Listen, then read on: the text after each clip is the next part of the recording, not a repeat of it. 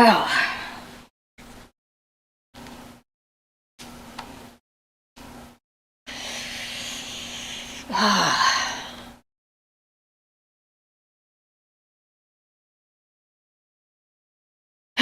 it's been quite the day. Couple of days, actually. It's been quite the day.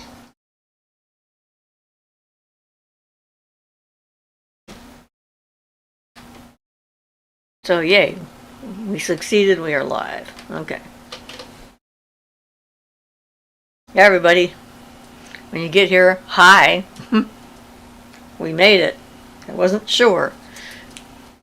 They tried to mess with our heads, computers. So, welcome, everybody.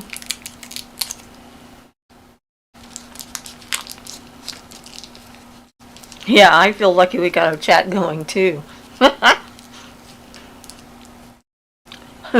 It's been right to the wire.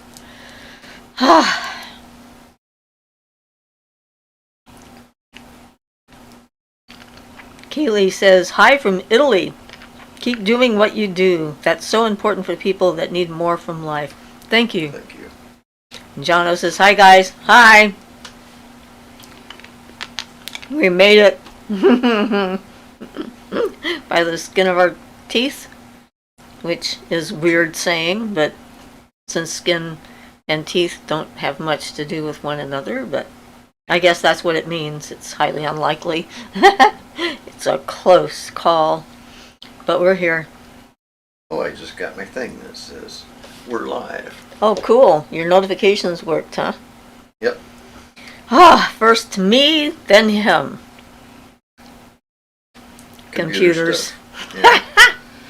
Actually, YouTube stuff in this specific instance. Right. YouTube and their verifications and having to update stuff. I actually ended up we succeeded in getting back into my main account this morning because we erased our cookies because it was still going by the part that wasn't working that we fixed, and it didn't know we fixed it. It just kept repeating the same thing over and over again. So that worked, and we were able to get in. They must be doing some kind of like a verification of everyone's identity at the moment or something, or maybe it's just us. I don't know. Probably just us because we've been doing the computer upgrade for the media computer, and it's linked to the Google account like everything else. Maybe so. So, how are you all doing? Bug us. And thank you for coming.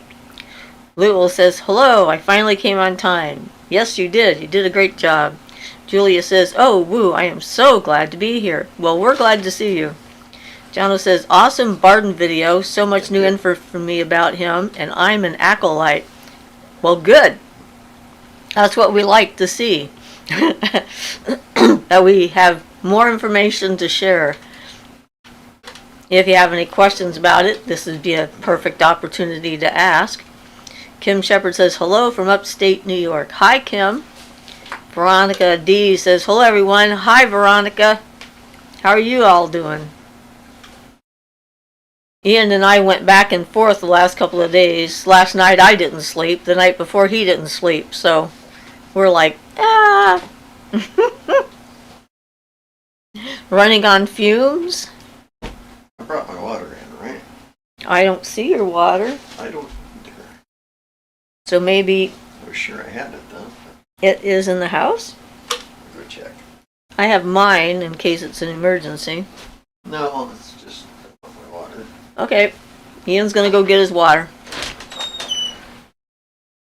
Violet says, hi, you two. I want to share how Ian using a crystal as a portal allowed me to walk into my crystal skull Anak for a big, huge change. That was a change to my life. Double that on the Barden video. Awesome. Good going. It's always good to make progress. Veronica D says, I'm great, only staying for a little. I'm working at a summer camp this year and won't be able to join back till the fall. Well, I'm glad you were able to drop in and say hi. I decided it was time that Ian and I needed to do a little recharging this year since things are open up again. And we're going to go back to that power spot in Oregon for 10 days. at the end of August. So we have a little time to get ready because we have to like get our camping gear together. Although it's a cabin, it has 0 amenities, no water, firewood to heat it, etc. Have to pour all our own stuff in. But I'm actually looking really forward to that. I think it's something that we both need right now because it's been a weird few years. So Keeley says, do you believe in multiple timelines where we are someone else caused by every time that we make a decision? If yes, do you believe that we can move from one to another? I think it's theoretically possible, and I did have an experience where something like that seems to happen, where I slid backwards on an icy road in my vehicle, and I kept seeing different versions of what happened with me at the bottom of the ravine, either dead or seriously injured, and it was kind of freaky. I'm not sure if that was just my mind thinking about potential consequences or if I was really tapping into that. But according to science, that's a definite possibility. But whether we could jump timelines or not, I'm not sure. Maybe someone can. Vanessa V says, hello everybody. Hi Vanessa V. Jono says, what was the nature of his stage magic? Making money for food or trying to educate and inspire people? Ian's out the door. Ian's back. Yeah, education and inspiration. He got a lot of donations from his grateful followers and things, so I don't think that he needed to do that for money. Wasn't he a doctor at that point? Or was he? Well, he was somebody was because he became a doctor. But right. Yeah, so, but I think he started that while he was becoming a doctor. But yeah, he would do, the things that Barden could actually do that most people do by tricks, like thought reading and stuff, and psychometry of items, and having somebody hand him an item from the audience and telling a person the whole history of that item. So he basically did the same kind of things that the illusionists do, but he did them without any illusions. So he didn't do any levitation, but I understand he did things like laying on a bed of nails and things like that, and that kind of stuff that's been turned into magic tricks. Veronica says, that sounds like it'll be really fun. Wishing you guys luck on your journey. Yeah, we haven't been there in, 4 years? Oh yeah, can't wait to see the place again.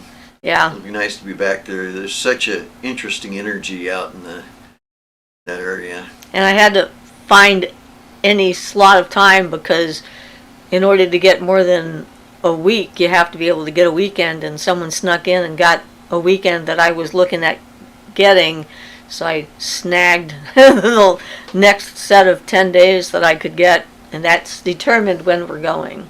So Kara Lee says, hello everyone. Hi Kara. Vanessa V says, so cool that you are taking time to recharge. I imagine you'll come back with more stories to tell. I hope so. I mean, that's where I really tuned into the fairies and had a lot of encounters with them when I was there and saw all kinds of things. So since I already got tuned into that, I'm hoping I can take that to the next level. Also had some time shifts when I was there, like I could see the past, what it looked like, and the prehistoric animals that used to live there. I watched a herd of some kind of dinosaur go by. Can't remember now what it was, but I could see them clearly at the time. And that's where the wood for the fairy wand came from. So I'll definitely be bringing that with me and showing that to the tree, and so it knows that I did use it for the purpose I said I was using it for, and show it to the fae that are there so that they can put their stamp of approval on it or whatever. Veronica D says, have you heard of the recent change in vibrations on Earth? What do you think about it and the new Earth theory? I I'm more interested in just being in the earth that we have, and whatever happens, fine. But I'm not trying to like get away from the one that we're in at this point. So that's my focus, is to accept the body I'm in and the earth that I'm on and embrace it fully. Jono says, is that the place where you were asked to repair a ley line? Thanks for the Barden answer. No, we did repair the power spot. Well, not repair so much as declutter it, because power spots, their very nature is such that they amplify the thoughts of everyone who goes, and there were some pretty negative people who had stayed in the area before we arrived. So we were picking up thought forms from others. But it also seems to amplify your own abilities. It amplifies ours when we're there. Clairvoyance and stuff just gets cranked up a little bit more. So that's really nice. So Vanessa V says, that's where you got the feather as well, no? Yes, good memory. That is where the raven feather came. And it started off as a white feather falling out of the sky and turned into a black raven feather when it landed on the ground. At least that's what it certainly seemed like. I mean, I couldn't believe I could see that feather so clearly. And I thought at first it was an airplane, but then it kept coming and getting lower and lower until I realized that it was an actual feather. That's also where I scared the squirrel out of however many lifetimes he had left accidentally. So Luo says, I saw a copper cup in a thrift store and was going to leave it, but literally couldn't walk away. My feet were just going slower and slower until I turned around and got it. Don't know why I need it. Happens to us occasionally too. But here it is in my room. Strange experience. Maybe it was, meant for you. And it was calling out to you. It sounds like that. Nova says, hey, y'all, quick question for you both and the chat if they would like to comment. Like Ian, I thought I was good at math and college has shown me otherwise. I was wondering if you guys had any advice for me, magical or otherwise. I have a little bit of magical advice there. This is a little trick, kind of, and it's kind of not. But when you're doing the math, to imagine you are the instructor, who's your math teacher, who's teaching you. Imagine that you're that person and you're reading it and you're doing the problem and you're solving it. And so it can help you tap into his abilities to a certain extent. So you have a better chance of doing better on the exams and things. I found it works in practice. I haven't found anything to make me better at math yet. So I'll let you know if I do. And my advice would be to find out what it is you really are good at, like Ian discovered he was good at art. Yep. And go with it. Sundrop says, hi everyone. Hi Sundrop. But that did help me getting through math. I ended up getting an A and a B in calculus that I really had to work my butt off for a ridiculous amount of time, but I managed to do it, by sheer perseverance. And I think that type of identification with your instructor helps them to kind of feel that, and it's like one of those sorts of telepathy that happens automatically, kind of. So they'll take more of a liking to you and stuff. They sort of feel it. Yeah, so it doesn't really help you at math, but it might help you get better grades and things, or make your teacher like you or something, yes. And explain things so you can understand them better. I found it worked for me pretty well. Yes, and I'm pretty abysmal at calculus. Kara Lee says, I stink at math. Jono says, Lul, I'm kind of lucky that I have a specific small glass from childhood with sentimental value I have as a chalice. Now you have a chalice which called out to you. Yes. Sundrop says, I stink at math too.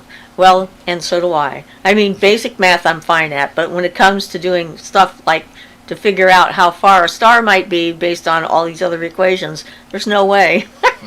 That is beyond me for sure.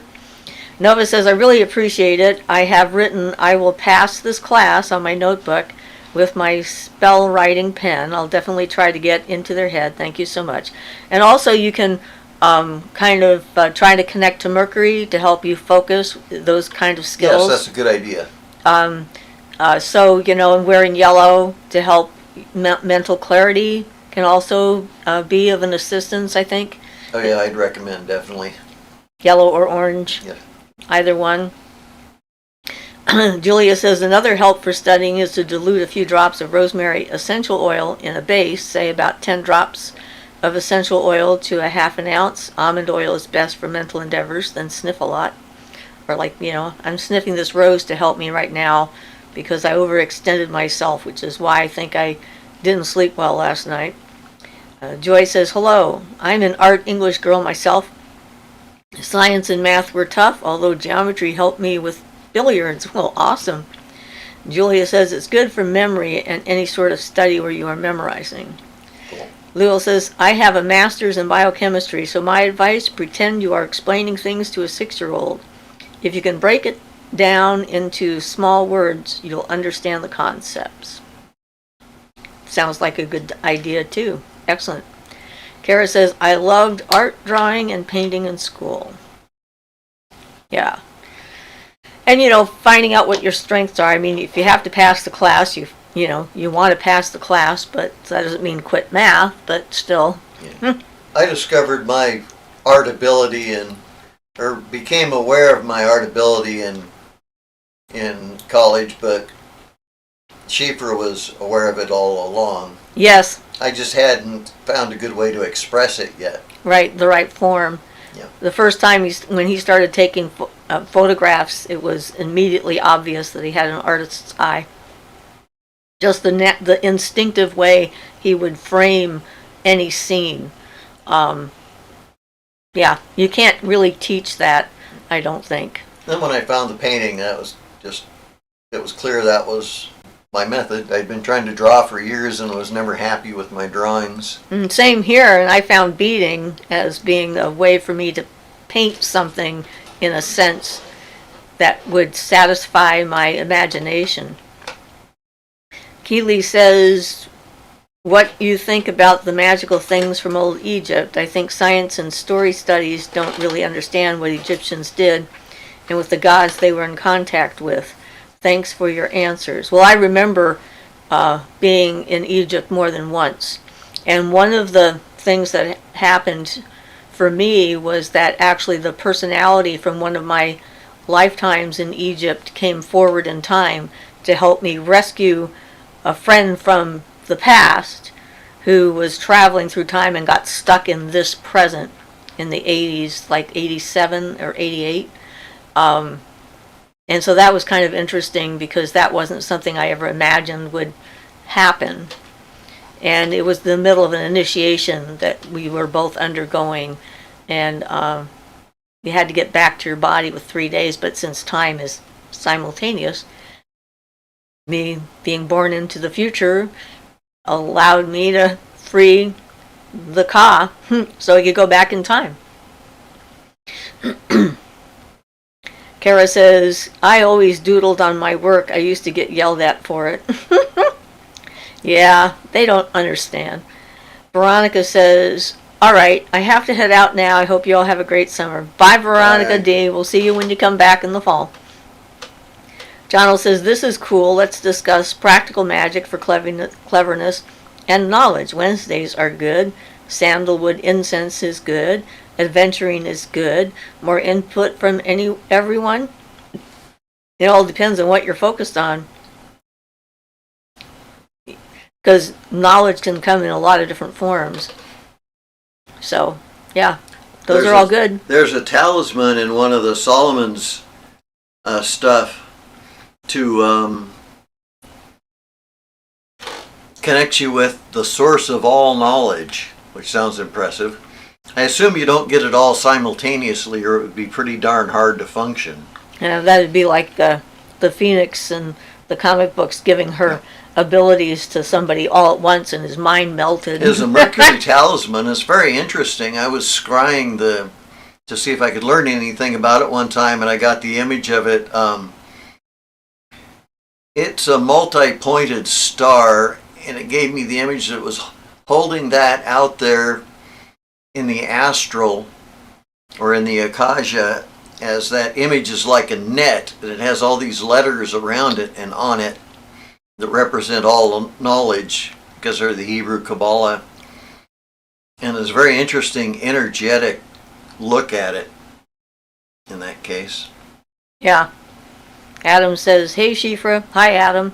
And we did a Mercury talisman, I think, from Barden's book to help me with my massage exam. Because I brought that up with me since I had to retake the exams because I moved to Oregon from California. Sandcat says, hello Siofra again. Hi Sandcat. Carol Lee says, Thoth is a god of knowledge, I think, and also a god of magic. Yeah. He's often associated with the magician.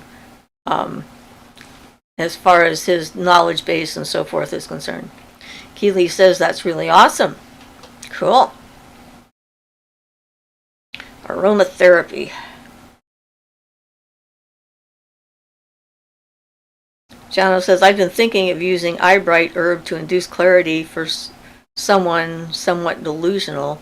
Well, it's good for your eyes in general. Eyebright can help clear all kinds of things for the eye condition. So it might work magically for the same kind of thing to clear the eyes. It's not a bad idea. Yeah, so that would be a method of using like, well, no, I don't know. Never mind, I was thinking of something else. I don't know what element eyebright is associated with for sure. I know putting it in your eyes would associate it with fieriness, because that's associated with your vision. Sorry, I don't want to get us off on a blind alley here. Luo says, walking in the woods and reading schoolwork at the same time helped me, walking and reading. I always wished I could do what Edgar Cayce did when he was a kid. Oh, yeah. Put my book under my pillow, and then in the morning I know everything that's in it. That's what he did. Of course, he didn't get past the 8th grade because they wouldn't let him go to school after that, but that was kind of an impressive feat. Sandcat says, what a beautiful flower you have there, Siofra. Thank you. This is one of my roses.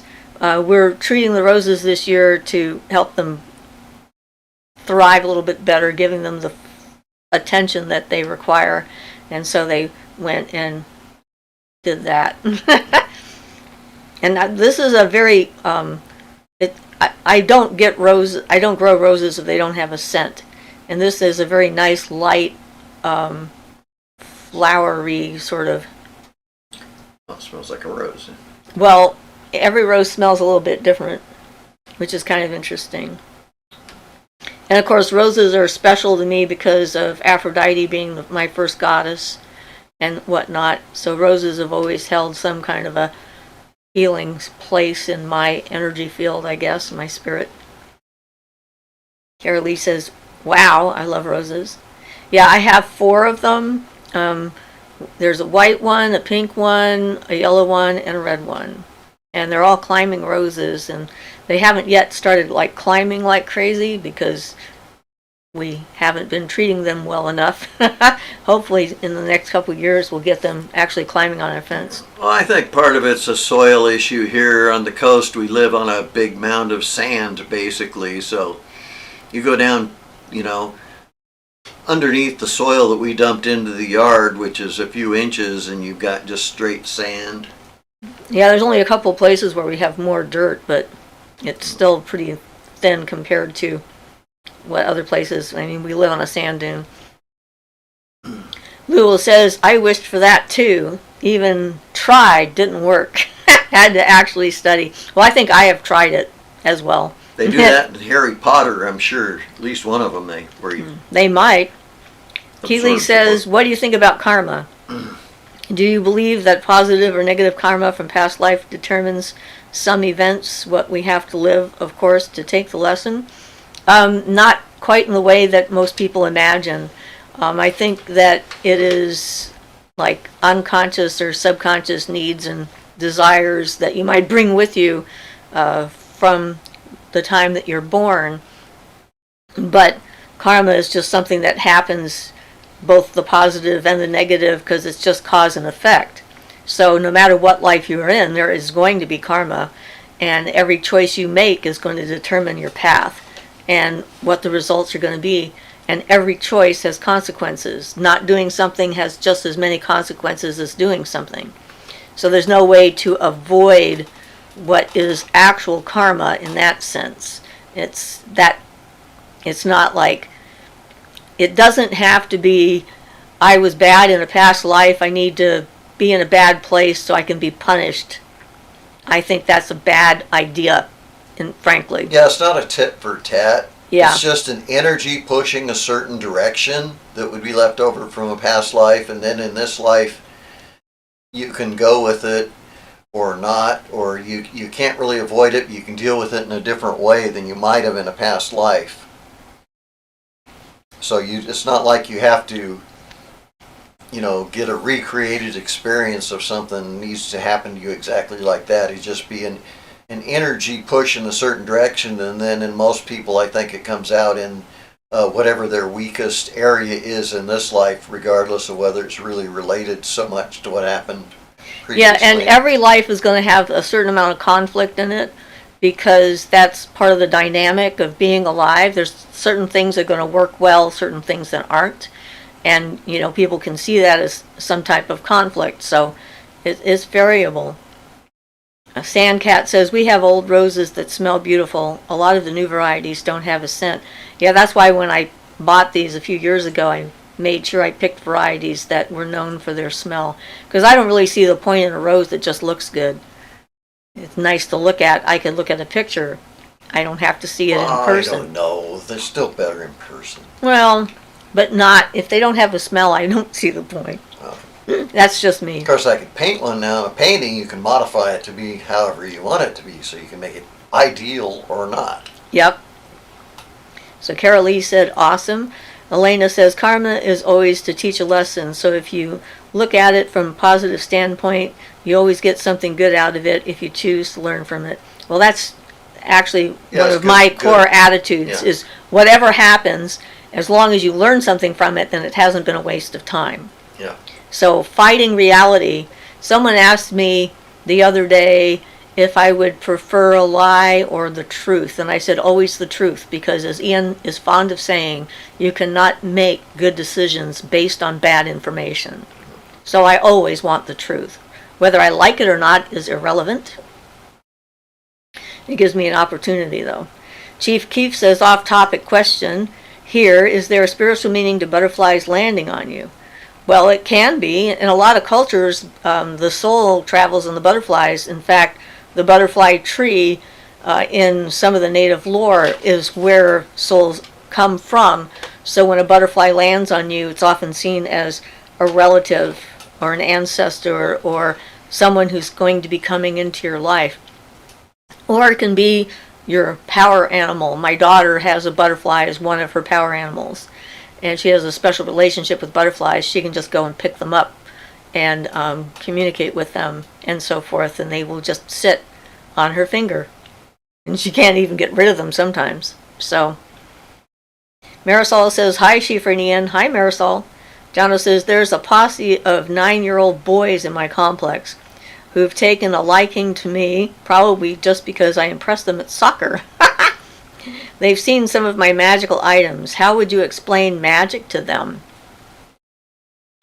That's a really good question. When I try to explain magic to a young person, I just say that everything is connected, even if you can't see how.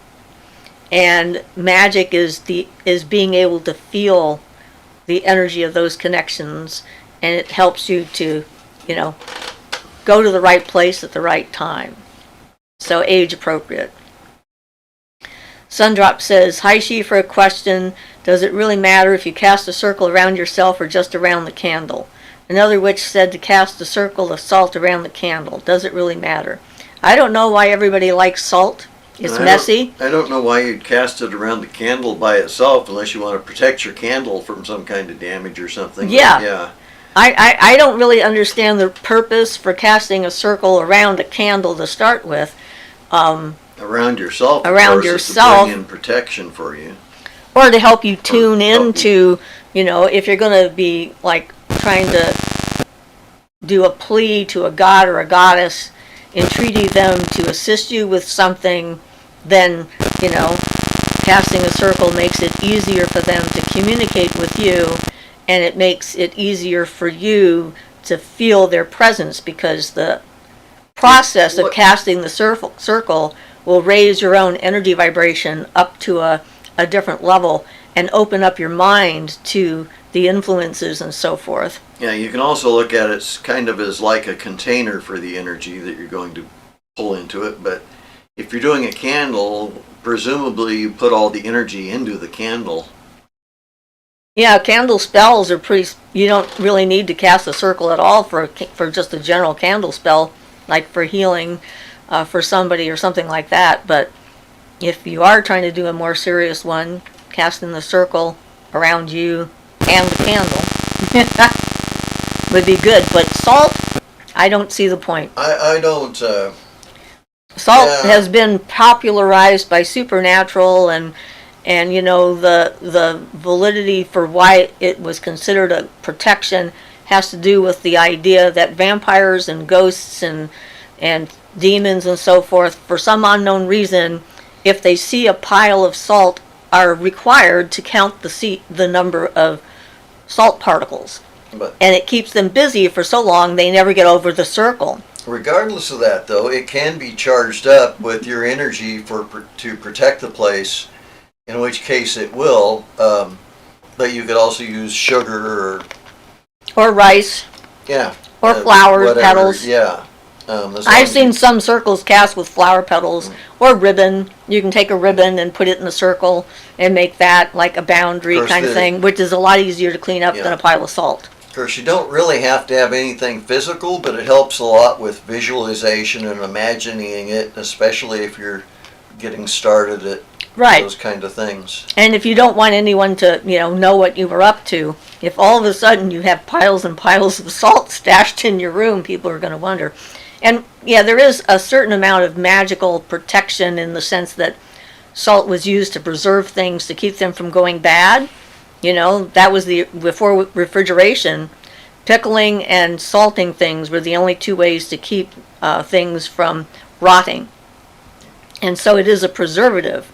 So there could be some association there that people have gotten. But that's the thing, is like, you need to find the thing that works with your brain and how you think, and understanding where it comes from and whether it makes sense to you. Just doing something because someone else says to do it doesn't have any actual power. It's from understanding on a core level what we're doing and why we're doing it that gives it some of its power. So that's my advice, is to understand the reasons why someone would think that was a good idea. And if you're following a recipe book. So Elena says, I also believe every lesson you learn you won't have to learn in the next, and all the negative energy I saw through today will be far from. Probably another end of the sentence somewhere else. But yes, if you learn a lesson in this life, then you generally don't repeat it in this life. So if that holds true, then one would hope that would hold true for the next one. Or you'll be a lot quicker figuring stuff out, because there are nasty people in the world no matter what time you're born in. And you have to do that. It sounds like we might have been getting some kind of buzzing or something on the feed. Okay. So Val says, hola. Hi, Val. And Jono says, protect your candle. Sundrop says, there's some interference. Maybe it's on my end. Jono says, salt is good on a boundary for grounding any unwanted energy out of a space or working. Jono says, Sundrop, I'm getting it too. The EMF meter is buzzing. Maybe we should just turn off the heater. We were having trouble with our audio gate, noise gate. Something happened and things had to be reset. So we'll turn off, it's plenty warm in here, and we'll turn off the heater. I'm gonna go get my earbuds so I can, and maybe that will help. So I can hear. Julia says, at Sundrop, I heard that too. Marisol says, can I use candles? Well, anyone can use candles. For a circle. I've seen people use candles at each direction. Well, I wouldn't use them on the floor. I would have them up and have no children nearby. We had that happen once where someone wasn't controlling their children and they kept going by where the candles were and almost knocking them over. Of course, that gives you the ability, though, you can choose them colored for the different direction, elements. Yeah. Yeah. So you can have like white for spirit or black for spirit, and then like yellow or light blue for air, and red or orange for fire, and aquamarine kind of color for water, and earth can be green or black or brown, whatever you feel like it. So you can, put them where you want them, or you can put them all on one table and have all of the elements represented on a single stand. You don't have to have them around you. It really depends on your preferences, what makes you feel in the mood and so forth. There's a lot of groups that have the altar in the center of the circle, and that doesn't work for me because I'm always moving around. So we have our altars around the outside, which actually sort of sets the circle boundaries to start with anyway. So, yeah. Sandcat says, that's very interesting about the salt. I've noticed that just about all the new information about magic heavily uses salt. I love the idea of using petals or whatever I want to use. You can also get a piece of material, a heavy-duty fabric. We have some linen that we bought, and you can draw a circle on that. That's the size that you want. And then when you need a circle, you can just throw that out there and put it on the floor, and then you can stand in the circle. And then, of course, you charge it up when you use it so that it's like energized and so forth, but then you have a representation of a physical circle that you can use. And then when you're done, you can fold it up and put it away somewhere, and no one will be the wiser, and you don't have to clean it up. So Joy says, I was hoping the buzzing was not my computer. Yeah. Marisol said, laugh out loud, Jono. Joy says, I use crystals in the 4 directions. Don't want to use candles because I have a cat. Well, yeah, cats are really good at knocking stuff over. Sometimes they think it's really fun. They like to look at something and push it and then watch it fall. They're like, ha, look at me. So Violet says, I heard the interference also.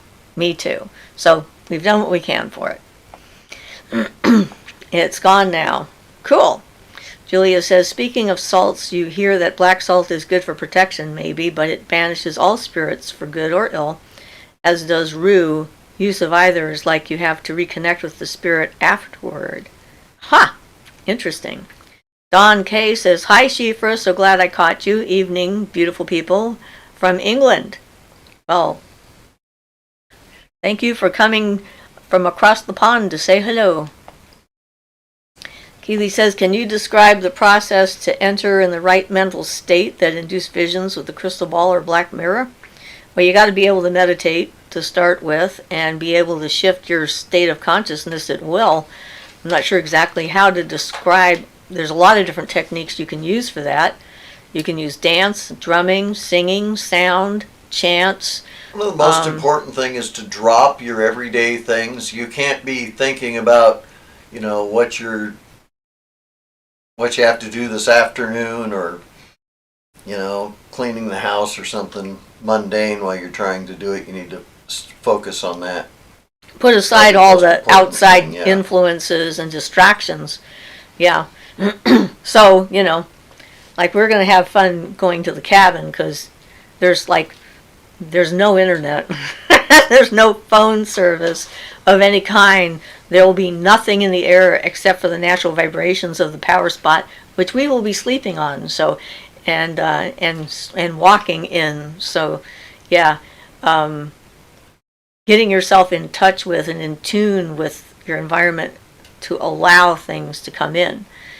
Yeah. It's part of it, and it takes practice. You just try different tactics and different techniques and work with yourself, and being able to like Ian says, lower the barriers. Your inner child is the one who knows how magic works. in the fairy tradition. So, and it works pretty well, suspending disbelief and believing wholeheartedly in what you're up to, and that the information will be useful. Lewell says, oops. Sandcat says, I love the idea of using fabric for a circle. Intention is key. Yep. Lewell says, I crocheted a rug in a circle from silk. That's my magic space. Awesome. Nova says, this past week I tipped over a spell candle. Goo Gone worked wonders for getting the wax off of the Goo Gone worked wonders for getting the wax off of the floor in my bathroom counter.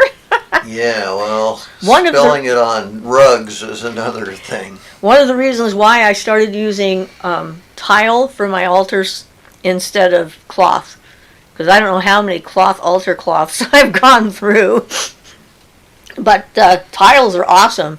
You can just scrape it off and you can stick it in the sink and scrub it if you need to. So, Don K says, can't believe I just waved back.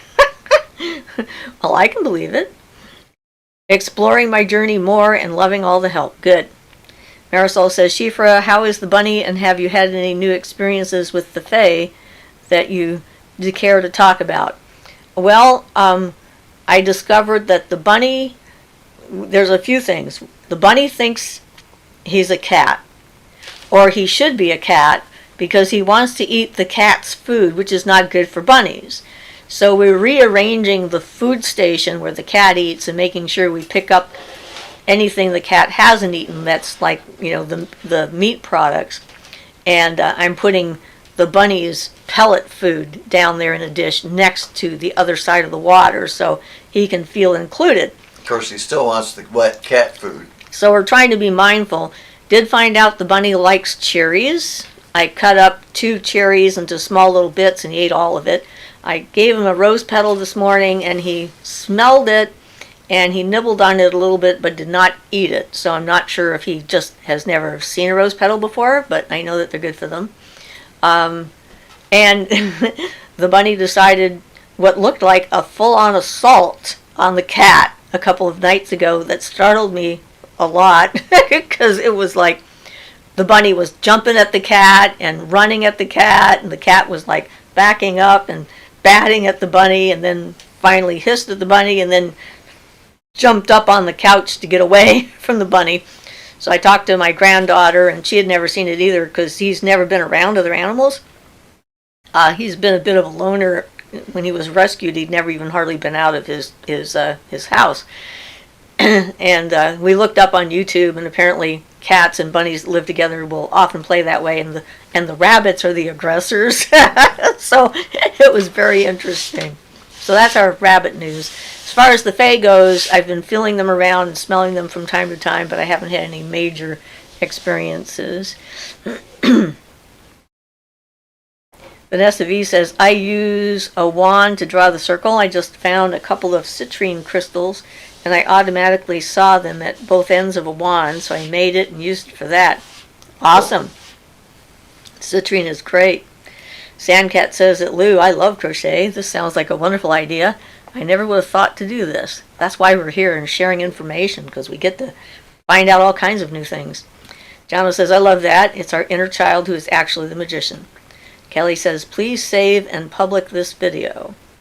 Well, this video is public when it's over. Anyone can watch it. And so, not to worry. All of our live videos are actually watchable, and you can rewatch them as many times as you want. Luna says, hi, Siofra and Ian. Loving your hair, Siofra. How are you guys? Well, didn't sleep so good last night. Me. A lot of energetic stuff going on. Kept me awake. I think I overextended myself trying to help somebody. And so I was having like a panic attack this morning. And the rose is helping. I'm feeling fine right now. And then Ian was having sleep issues the night before. He had insomnia just out of the blue. So we don't know. Marisol says, oh, so cute. Bunnies. Jono says, hi, Luna. Luna says, hey, baby. Joy says, my cat Sam brought me a headless baby bunny once. Aww. We don't want to think about dead bunnies. Luna says, what's with the rose? Are random people giving you roses again? No, this one's from our garden. And because of how I'm feeling, I have a piece of hematite in my pocket. This is a piece of raw hematite. It's kind of interesting, actually, to see it in its raw state. See, there is kind of shiny before it's polished. It's sort of like a lump of stuff. And so I put that in my pocket when I had to go to the store to pick up a prescription for Ian and something for lunch. And this has been helping with how I've been feeling. Smelling it just seems to make me feel calm and better. So that's where it comes from. Sorry to hear that. Hope you guys sleep better tonight. Yeah, me too. Probably will. Just have to be careful about overextending yourself, even when, you really want to help somebody. Sometimes you've got to make sure. Well, yeah, and doing it too late and stuff, that'll definitely keep me awake. I was actually full on into it when I was trying to go to sleep last night, so I think I didn't come all the way back, and that's probably what happened. Joy says, wearing rose quartz helps me when I'm having panic attacks. Yeah, rose quartz would be a nice thing to do, too. Carol Lee says, I have a hematite palm stone. Oh, yeah, that'd be nice. Don K says, lots of sleepless nights here, very stormy, so everything is supercharged. Can you use this to charge wands, witches' balls? Sure. I mean, depends on what you're wanting the thing for. I think it would be fine for charging a witch's ball. Wand, it might depend upon the type of wand you had. I mean, if you're going to do a calming, healing wand, you probably don't want to charge it up in a storm. Right. Well, and you could consider it as the electrical or magnetic. The storm energy part is the electrical part, like the electrical storm, and of course the water is magnetic. So you probably want to have like a more magnetic aspect, like if you want calm, you might do it on you could do it at moonlight or something. Yeah. Yeah, it all depends on what the wand's purpose is for. Yeah. If it's just like for, will, then I think electrical storm would be fine. That would be good because fire is associated, or will is associated with fire. Right. Fire element in general, volation. Working with a fire element will improve your willpower. And witches' balls are for protection, so having them electrically charged so they could zap people. I could get behind that imagery pretty easily. Well, yeah, you'd use that for a protective, and then not a protective. What's the word I'm looking for? An expansive. Reach out and touch somebody, and then the water element would be more magnetic, protective. So Mert says hi. Hi, Mert. Luna says, I'd be flat on my back if I had hematite in my pocket. Makes me feel terrible and dizzy. The guy at our occult store said that it lowers blood pressure, and mine is low to begin with. Could explain it. Well, mine's high. Maybe I should try carrying it. Maybe you should have this piece of hematite in your pocket. Yeah. Don K says, thank you, helpful. I live on an island in the Irish Sea, so lots of salt would be for protection, healing. You missed one by Sandcat. Sorry. Sandcat, I'm quite new to all things magical. Can I charge a crystal in moon water? Yeah. You can charge it in moon water, moonlight, with your hands, with your mind, with your intention, with a piece of selenite. Selenite will charge pretty much any stone. So, and Sandcat adds, and can I keep using the same moon water again and again? Well, I think so. You might want to be cautious about drinking it if it's because if it's not preserved, it can be bad for you. Right. Jono says, Don, I have storm water from a crazy electrical storm about 8 months ago. I use it sparingly to add intensity to appropriate workings. Cool. Don says, sounds interesting. Thanks, Jono. Yeah, we don't get much in the way of electrical storms around here. Although I guess last week, north of us, they had 5 water spouts. I might add something about the water, though. If it's, it would add a bit of fire element to the water, so it depends on what you're using it for. If it's supposed to be lunar water, I wouldn't advise it, but if you use like the ashes of some consecrated incense that you burned, that'll make what's called potash in the water a little bit, and that'll help preserve it by killing bacteria because it'll make it alkaline to the point where they'll be a lot slower to grow. Yeah. Or you can keep it in the fridge. I know, because I experimented for a while with making a version of holy water with that, using concentrated ashes from incense. I bottled some of that and used it for quite a while, and it actually worked pretty well. Lulu says, last weekend I tripped over a piece of hematite. Came home with me. Well, that's one way to get your attention. You just fall right over it. It's like, yeah. Vanessa V says, I love charging my crystals with water, passing them over a candle, essential oil, and then singing to them. Yes, sound is another way for charging or cleansing crystals. I have a singing bowl that I use in my room sometimes to just sort of get everybody vibrating. Luna says at Sandcat, try not to put crystals ending with the ite into water, selenite, etc., as they are water soluble to a certain extent. It's true. That's why I like to use just the raw piece of selenite to put things on. Keeley says, is possible to have a contact with entities from another dimension or time spaces? Well, they're all over the place, so it's certainly a possibility. You have to remember, if you're contacting beings from realities that don't have much in common with ours, that translation from their reality to ours is often lacking, and so knowing or understanding what it is they're trying to say and whether or not there's enough common ground for it to make sense to us. So yeah, and also that spirits can lie, and just because they tell you something doesn't mean it's the truth. They can say anything they want. So that's why it's important to have good boundaries and to be willing to be skeptical of the things you get yourself as well as the things that other people get, and until it resonates with you and you know that this is really what's going on. So experience can help with that. And Bep says, hi guys, good to hear you. Hi Bep, haven't seen you in a bit.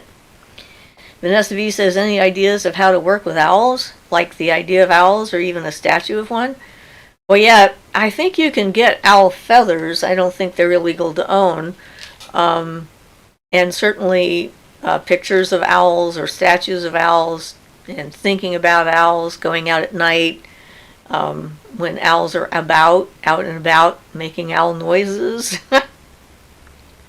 It's just like, reading about them.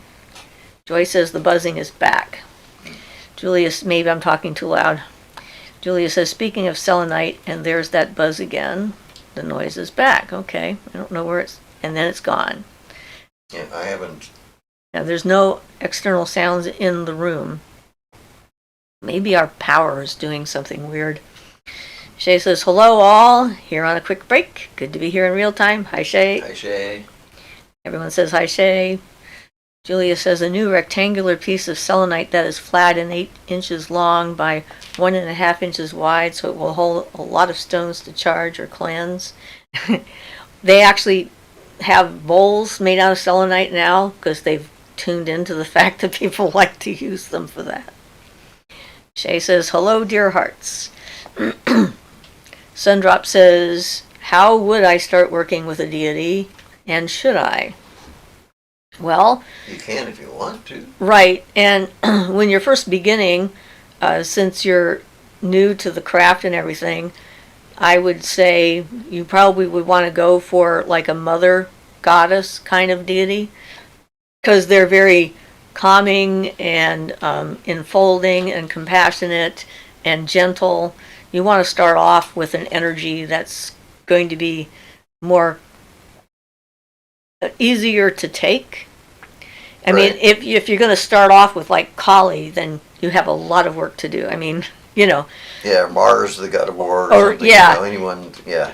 So pick a god or a goddess that is an earth-based, about nature, since you don't need to find a special place to go talk to them, since they are nature itself. You can just go outside or bring some nature into the house and have a plant to talk to or whatever. So that would be a good start to do that. And making that connection helped me deal with my mother from this life, and it allowed me to process my childhood with her, because like the bond between a child and a mother is a really strong one. This is good for men or women, and it's developing that relationship with that kind of energy is something you'll never lose. It's like it's a mother energy that's there always and never deserts you or is mad at what you're doing or grounding you or whatever. Although maybe some of them might, I don't know, ground you in a good way. But that would be recommended. So Gaia, or some other generalized mother nature goddess, be a good start. Sandcat says, after lots of weird synchronicity. Leo says, any magical association with coconut? Kind of, yeah. I can tell you of one anyway. Santeria. Yeah, it's associated with kind of a mercury use. In Santeria, they figure it like, this is my understanding, I'm not in Santeria, but like a head, like your brain is inside there. So like a head, so it kind of has mercurial aspects, and they have a system of divination using the coconuts. And I used to know how to do it, but it's been too long, so I don't remember now. But they definitely use it in a mercurial fashion. And then, of course, thinking about it magically, you have to think about the liquid inside, that kind of thing. Not just as a head, but, supplier of nourishment. You can eat them, and all those kind of aspects would be appropriate. And coconuts don't smell anything like whatever it is that they put in sunscreen or shampoo or whatever that's supposed to be coconut, because coconut doesn't have that strong of a smell. I don't like artificial coconut. It just drives me crazy. But the real thing I like. And coconut oil is really good for the skin. And it's a very easy to melt oil. It melts not at room temperature, but at hand temperature. So it's solid at room temperature, but as soon as you touch it, your skin temperature is warm enough to melt it. So it makes it kind of interesting to use. Sandcat says, oops, after lots of weird synchronicities, I started working with Hecate. I had to make sure this is what was happening. She was basically hollering at me before I took notice. Yes, and this does happen to people. A lot of times a goddess will reach out to a person and say, hey, I've noticed you and I'd like to work with you. Hello, are you there? That kind of thing. Marisol says, do you guys have any tips on how to become better at listening to your intuition? I seem to talk myself out of listening to it sometimes. Yeah, that happens. Yeah, practice and observation. The more often you don't listen and something goes wrong, the faster you learn to listen. All I can say is keep trying to listen. Kara says same. Don K says, loving the energy. My hands are tingling like mad. Definitely at the right place with the right people. Excited to use this now. Good. It's awesome. Jono says, I've seen video of a Hindu ritual in Bangladesh where they smash a coconut to curse someone. It felt like a strong version of the evil eye. Yeah. Well, I mean, any kind of a container can be imbued with like with the intention that this represents somebody, and what you do to it is done to the other person. So. Yeah, I was not aware of them using it as a curse, but it sounds reasonable. Well, there are so many different kinds of cultural things out there. Yeah. And, we're all limited by the one that we're raised in to begin with, and this gives us access to more information, which is wonderful. Sundrop says, have you heard of the goddess Baba Yaga? A witch gave a testimony where she asked her for protection and she went after all who did her wrong. She was too powerful. Well, Baba Yaga is a Scandinavian folk tale, Russian folk tale, and she's the one that lives in the hut that hops on the chicken leg, 1 foot kind of thing, and also has a cauldron she flies in to scoop up naughty children, at least according to the fairy tales. I'm sure there's a lot more to it than that, though. So I've heard her name, but I don't know her personally, and she's not a goddess I'm working with. Jono says, John Wick is my only Baba Yaga. Yeah. I mean, people always have... I never doubt the experiences that I have. I doubt my interpretation of them. And there's nothing wrong with that. I mean, the physical sensations or the impressions that I get or the feelings that I have, the emotions that I have, I know that they're real. I don't always know exactly what they mean, and I try to figure out what they mean, and sometimes I'm wrong about what they mean. And then later I find out what it actually was. So it gives me more feedback, information, and so forth to go forward with. But yeah, we make the mistake of trying to turn everything into a cohesive story, and sometimes we're only getting bits and pieces of something, and they're not necessarily connected. We really like to connect things together that aren't connected. So we have to watch out for that too. Yep, those brains of ours, pattern-making brains. Yep, we like to have things in patterns. We want them to make a story, and that's one of the reasons why a lot of people think that they get a flu shot and then they get the flu, therefore the flu shot gave them the flu, even though there's no flu virus in the flu shot. And it happened that they were exposed to the flu like 2 weeks before they got the flu shot. So they were going to get the flu no matter what, but because they happened coincidentally together, the brain puts them together and says, aha! And so it's not always correct. Sophia says, I don't think Baba Yaga is a goddess. She's more like the bad witch representation in Slavic folklore. Just another one thing to make people fear witches. Yeah, probably. I mean, there's certainly plenty of those stories that are out there. Like I said, I don't know that much about her. And she was certainly used to keep children from going outside in the dark or acting out. Or Baba Yaga will come and take you away, which is a terrible thing to do to a child. But Luo says, Baba Yaga was a solid part of my childhood. She is strong but not scary, at least not to me. And again, depending on where you're born, how you're raised, the beliefs of the people that are around you is going to determine the energies that are familiar and comfortable to you. And so, that's why I don't judge Baba Yaga and say I know who she is, because I wasn't raised there. I just have stories that I've seen or heard. Keeley says, in the old knowledge of India, the reality is described like an illusion or something like a bigger dream state of God that is identifying himself on a fake separated point of view. What do you think? Well, my understanding is, at least, of course, you have to know where you're going from India, because there are the Vedas and all kinds of things, but my understanding is that ideally you reach the understanding where the universe, the God, and yourself are one, and you can become enlightened to the point where everything is part of you, so you treat everybody as well as you treat yourself, because they literally become as part of you, and God and the universe and animals and things all get included in that. So the aspects that I study would indicate that it's removing.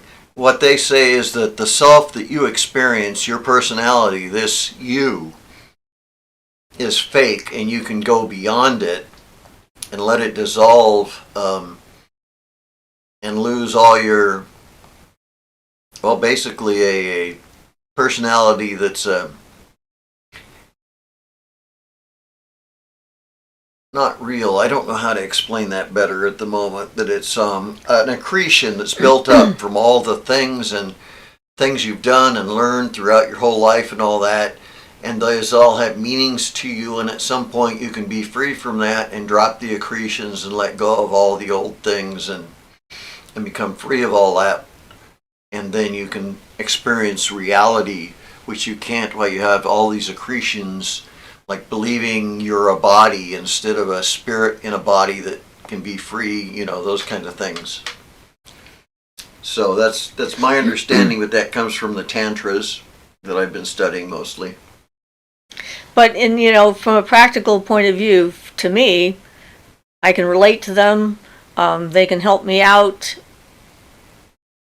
They help me understand where to walk and how to walk my path and make choices and all the other stuff, so I don't worry about it.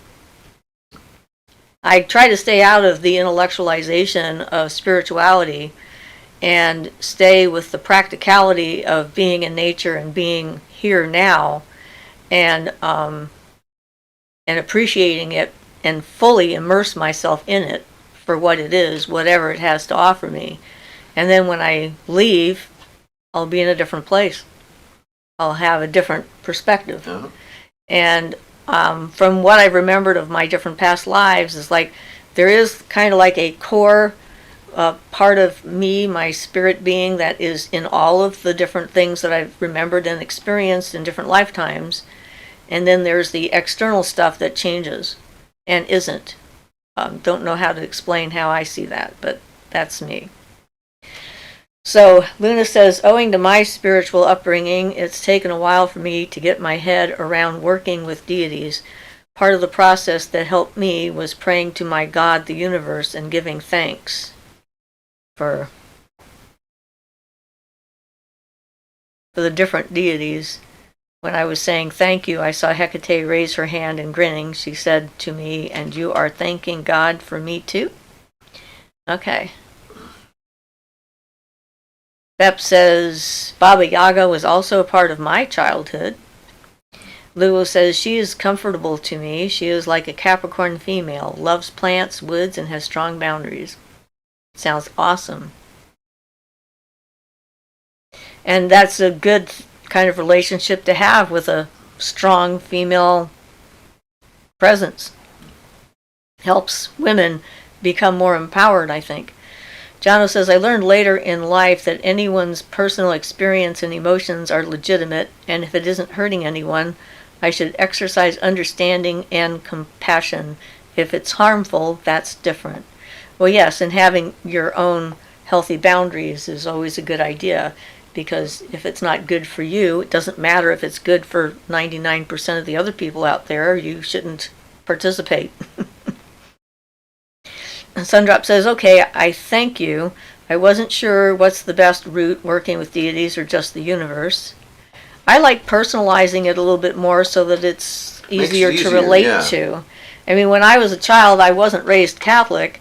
I was raised Methodist, but for some reason, I identified with the Virgin Mary, and I did prayers to her and talked to her all the time, because as a girl child, I felt that she would understand me better than Jesus, who wasn't a girl, and how would he understand what I was going through? So, I think that it depends on what works. So J.C. Joy says, is the soul the same as the higher self? Well, yes, in a sense. I mean, okay, here's how I would see it. Let's say the rose is the soul, the higher self, okay? And then the petals that come from the rose, each petal is still a part of the rose, but is separate from and different from each other petal if I pluck them from the rose. But if I put them all back together again, then it's the rose. So that would actually be a good analogy to try and explain what I think of it as. Is kind of like each individual life you have is a part of that greater whole, and then it all comes back together and makes a more whole. I don't know, but anyway, that's what I'm thinking. Vanessa V says, well, I've been pretty angry and bitter lately, and I don't like that.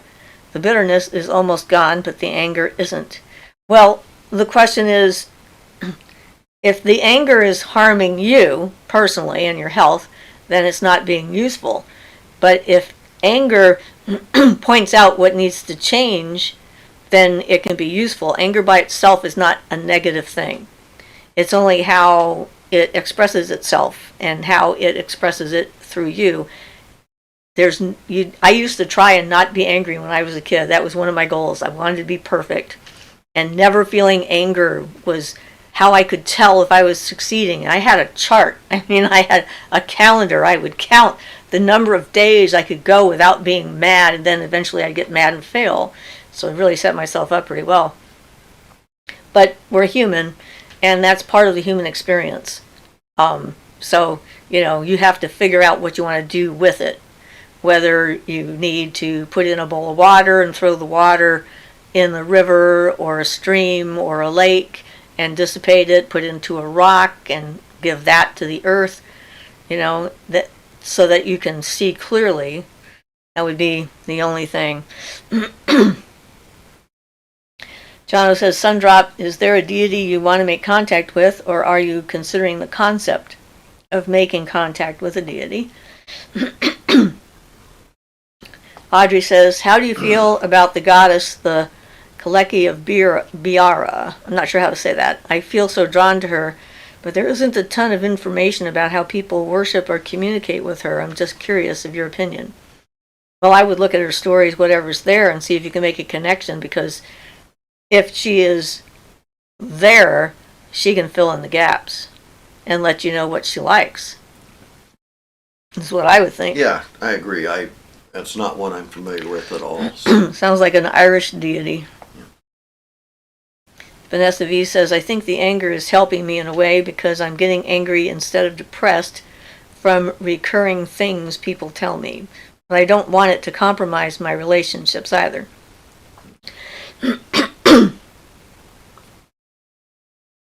Well, boundaries. You need them. And anger is often the first sign that someone is crossing a boundary. And hurt is usually the other side of anger. Usually if someone emotionally distresses you and hurts your feelings, then underneath those hurt feelings there will be anger. So it's a good, signpost that something isn't working. Whether it's your thing to take care of or an indication that this is not a good person to hang around with, you have to decide for yourself. So Sundrop says at Jono on how to go about contacting the deity. If that's what I choose, I'm not sure. Jono says Sundrop depends on the deity. Yeah, that's why I was recommending an earth deity, because you can just go touch a tree and talk to a flower and sit on the grass. Yeah, in general terms, depending on what deity you choose, you surround yourself with items of that deity or that deity likes, the colors of that deity, if that particular deity, if you know any numbers associated with it. Like 9 is associated with some of them, especially for ocean deities and things like that, with rhythm and with the moon. So you surround yourself with 9 somethings or 9 flowers if it's a deity that would like flowers, or depending on, you have to find out the attributes, but surround yourself with all that stuff and then open yourself to the deity and invoke her in if that's what you want to do, or him, whichever deity you choose. But basically it's about surrounding yourself with the accoutrements that deity likes and things, and getting in touch with the energy behind that. And the energy behind that people have used to worship that particular deity for years and years, because that's easy to pick up on and get into the flow of. Because there's more information about them, yeah. So that helps, especially in the beginning. Yeah. And just because you work with one deity now doesn't mean you might not change what deities you work with later. As we grow, the deities that are near us, attracted to us, want to help us, or that we're in harmony with, change as well. Vanessa V says, Audrey, I love that goddess too. I still don't know so much on how to communicate with her, but I did find a book about the different versions of her that exist. Perhaps you would want to read it. Sandcat says, I also work with Hestia. She resonates with me. I'm a homebody. Sindrop says that Jono, yeah, I don't know which on if I do. You have time to decide. You don't have to decide today. Audrey says, Vanessa, I would love to thank you. What's the book? Don says, do you have to connect with a deity to progress in the craft, or connection with nature enough? Well, you don't have to connect with a deity in order to continue with the craft. Most of the time, however, the farther you get into magic, the more likely you are to encounter a deity and then find out that they're real. That's... Yeah, and I would like to point out that the craft, as you put it, is kind of an artificial designation for magical stuff. I mean, in that it can go outside and beyond deities and things like that, into meditation and worship of nature and things like that. And yeah, so deities are just a small aspect of how you can make progress and do things. So, but the more progressed you are, the more you're likely to be noticed by one of them. That's true. Yeah. And that's what happened to me. I mean, you know. Marisol says, sometimes I'm too passive and I wish I could feel more anger. Well, at the right time, it can certainly come in handy. Jono says, Sundrop, Siofra will disagree with me on this and rather listen to her. She's an elder. I am not, but I recommended starting with Aphrodite. How I did it is research, make a nice place, call her. Well, actually, Aphrodite was my first goddess outside of Mary, because I'd never heard of any other goddesses up until then. And besides which, it's I wouldn't individual. say that Siofra would disagree with you on that at all. Considering the fact I'm sitting here holding a rose right now, this is for Aphrodite. So, yeah. But it's going to depend upon her personality. Audrey says, that's a great idea. Thank you, Siofra. And yes, the Kalek is a Celtic goddess. Or Kayak, I don't know how to say that. Julia says, the Kalek spelling is an Irish crone deity. There are books on Irish deities in general out there that speak of her. In general, she's the winter goddess that would be in charge till Bridget takes over. Okay. Vanessa V says, visions of the Kalek, exploring the myths, folklore, and legends of the preeminent Celtic hag goddess by Sarita Desti. Or Dest. Don says, great, thank you. Audrey says, thank you so much, I appreciate it. Kaylee says, do you believe that visualizations associated with a strong emotion can materialize in your life? Yes. Yes, I do. So you have to be careful if you have a strong visualization. And you have to be careful about the things that come out of your mouth. For example, when you're strongly visualizing things. Because we have a person over here who can make things explode accidentally. Oh, yeah. You gotta watch those random thoughts. Sometimes they go off and take a life on their own, take on life of their own. He says things, and if it seems like a bad thing, the other day I just said, shut up. He says, you're right, I should shut up. I can't even remember what it was now, because we banished whatever it was from the universe, so it wouldn't come about. Yes, we've had that happen multiple times where I mention things and then they happen. And if you do accidentally blurt out something and you suddenly realize that would be a bad thing if that happened, you can say, universe, I'm sorry, that was a mistake. I didn't mean it. Yep. And you don't listen to me. And I find in general it's a good thing to not say, I would never do fill in the blank. That is a phrase I avoid religiously, because you say that, the universe goes like, well, there's a challenge. Let me see. I can think of about 5 different scenarios that I could set up where put you in a position where you would indeed probably do that. And so I go like, no. I know there could be something that would come up that might make me want to do this, but so I will take that back. I don't know. So be careful. Bep says, I have a strong Krishna connection, and even before I knew it, I used to get into very exalted states on dates I later found out are connected to Krishna in Hindu lore. So by dates you mean calendar dates, not Sure, yeah. human women or men, I'm assuming. That's cool. Vanessa V says, Audrey, she has connotations with water, stones, mountains, and caves. Also deer. You could start working with that. Well, that sounds like me. And there is also a lake and a rock in Ireland in her name. Don't remember exactly where, but you could look for it. Cool. Sandcat says, Hecate came to me when I was going through some incredibly difficult emotional issues. It's up to me now to learn more and to use what I've learned. Yes. And that is the end of all of this. Every decision is up to you. And you will make mistakes. Not all of your decisions are going to be good ones as far as the outcome in the immediate foreseeable future is. But if you learn something from it, then you won't do it again. That's a good thing. Jono says, Kaylee, you just described how to do magic. Yes, it's real. I've worn an evil eye bead on my right wrist for years now. It's not to protect me, it's to protect others from me. Bep says, calendar dates, yes, I figured that was the case.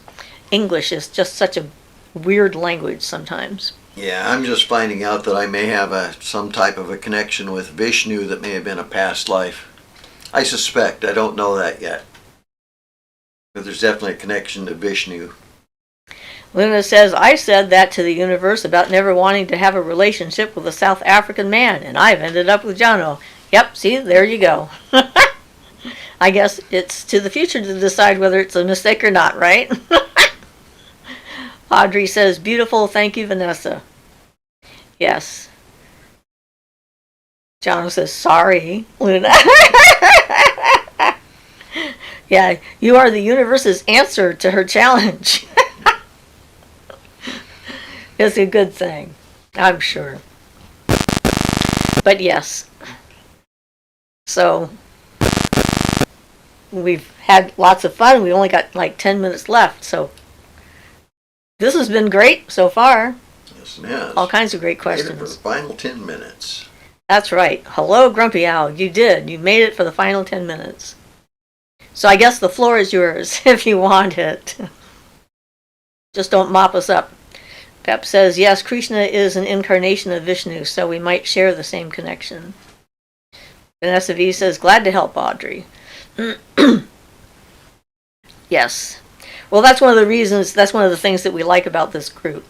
Is like, you guys are from all different parts of the globe, and, different people come in with all varying backgrounds and ages and experience levels and everything. And hopefully we've created this environment, it seems like it's working that way, to make it as safe as possible for people to ask questions and not feel like they're going to get slapped down for not knowing something.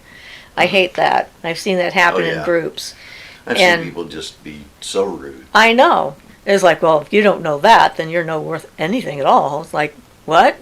I mean, excuse me, but, you don't know the other stuff I know, so what do you know? Well, Coyote says, unless you can learn from both a fool and a wise man, you have hardly learned at all. This is true. Luna says, I love you though, Jono. Grumpy Owl says, oh, I said that one already. Bep says, yes, Krishna is an incarnation. I did that one too. Yep. All right. Apparently I'm at the bottom. Luna says, blessings all for the week ahead and thank you. Jono says, I learned that early. Never ever say to the universe, I will not do such and such. We forget too easily that the universe is listening to us. Very true. But that also works for if someone makes a prognostication on your behalf and says, this is what's going to happen to you. You can also declare to the universe that, no, you're not going to cooperate. That's not going to happen. That's not where you're headed, and that's not what you want. And I've had to do that. That was when they kidnapped my kids and, whatnot. And that guy said I was never going to see them again. And so, I believe in stating these things out loud. I think that there's power in the spoken word. And I think that saying it out loud actually makes more of an impact than just thinking it. Because you've turned it into a sound wave and that travels. Works for me anyway. But yeah. fun and interesting life. Yep, that old Chinese curse, may you live an interesting life. Mhm. Or Japanese, I'm not sure. Chinese which one it was curse, now. I think. Chinese? I think almost every culture has the same curse, though. And Mother's curse is, may you have children as delightful as you. Julia says, I found more wisdom here than in almost any other forum I've been a part of. I love it here, and I love being able to exchange information. Wisdom is beyond just facts, and I see that here in spades. Terrific. Thank you. Jono says, a video on how the universe reacts to our proclamations. I think it's in almost every video we've done on some level. Because isn't that what magic is, really? The universe adapting to our proclamations of what we want for reality. Sandcat says, when we are drawn to something that looks nice to us, do you think it's that object calling to be noticed? Maybe. Or it's something that we need and may not even know that we need. Or it's just something that's beautiful and we want to appreciate it. Yeah. Or it could be like a reflection of something we had in a past life. There's lots of different potential answers to that.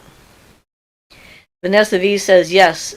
I remember I wrote down a plea to the universe on my journal, completely forgot about it, and then rereading my journal saw it and realized the help had come. That's good. That's cool. Lul says, I've been told that I lost grip on reality when I didn't want to accept current reality, and then reality would arrange itself to fit what I needed, because I didn't want to give up. There are times when I have reshaped reality around me. I don't know exactly what I mean. I know I've done it. When someone is sick and needs to go somewhere, I have a voice that I use that does not allow any interruption or any questioning or dissent of any kind, and it will be done because I said it will be, is one example of that. But yeah, it's interesting. And he says, I experience same things in my life. Awesome. Bep says, I definitely have a Chinese curse on me then. Marisol says, I love you guys. Thanks, Ian, for the Barden video. I still have to watch it, but I hope you make more because I'm fascinated by him and Hermeticism. Well, absolutely then. This was the beginning. Yep. Got to start somewhere. Lewis says, exactly. It will be done by my will. Audrey says, yes, the Barden video was great. Thank you, Ian. You're all very welcome. Lewis says, have a great week. Thank you. And everybody, if you don't mind, put in some positive energy towards them giving us a loan to fix the roof of our temple so we still have it here. As a, we got a good quote, an amazing quote, actually. For the amount of work that needs done, yeah. Yeah, from a excellent roofer. So the universe seems to be trying to help in the right direction, and it never hurts to have more people saying, yes, let's get that roof. Absolutely. Vanessa V says, thank you both. You're welcome. We've got the power of thought power on our side. That's right. Manifest that roof. Yep. Don K says, thank you for help on my first live. Not long till midnight here. Love, light, and blessings, everyone. Much love. Bye, Dawn. Bye. Julia says, so mote it Blessed be. Energy sent blessings to all that want them. Sandcat says, bye. Blessed be, and best wishes for your roof. Thank you. Kate Keeley says, can meat be impacted energetically from the emotions like fear of death of the animal? That's a question. We'll have to get into it another time since we only have a minute left. So you'll have to come back next time and ask it.